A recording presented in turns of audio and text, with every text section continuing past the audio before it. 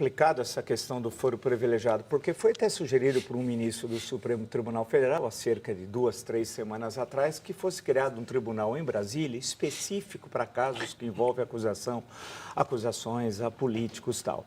Não sei, pode ser uma ideia. A grande questão é que do jeito que está, não dá.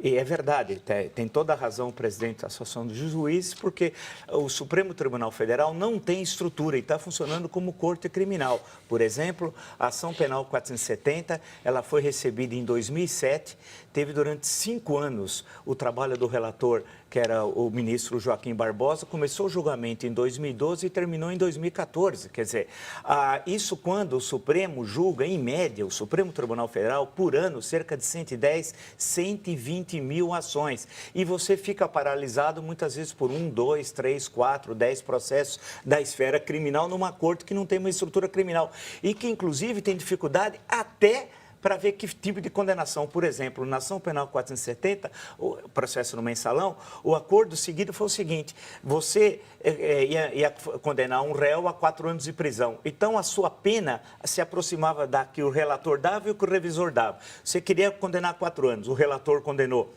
a 3 e o revisor a 2, o seu 4 se aproximava a 3. Portanto, você apoiava a proposta, por exemplo, do relator. Isso é um absurdo, porque você tinha proposto 4 anos. E se você chegou a 4 anos, porque segundo a sua concepção, aquele réu devia ser condenado a 4 anos. Você tirava 1 ano para se aproximar do voto do relator. Por quê? Porque não havia sequer jurisprudência sobre o assunto. E o regimento do Supremo Tribunal Federal era omisso sobre tal questão. Esse foi um acordo que acabou chegando ao Supremo no início do julgamento em agosto de 2012, o que é um absurdo. Era melhor fazer a soma matemática, né? Você somar tudo e dividir por 11 e daí chegar ao valor da pena. O que eu estou dizendo com isso? Se uma ação tão vista como foi a ação penal 470 chegou a soluções tão comezinhas, imagine outras tal. Então, a grande questão é que o foro privilegiado tem de ser discutido da forma como está. Não pode continuar, mas é necessário criar alguma forma de defesa para quem tem mandato parlamentar ou está no executivo, frente a possíveis ações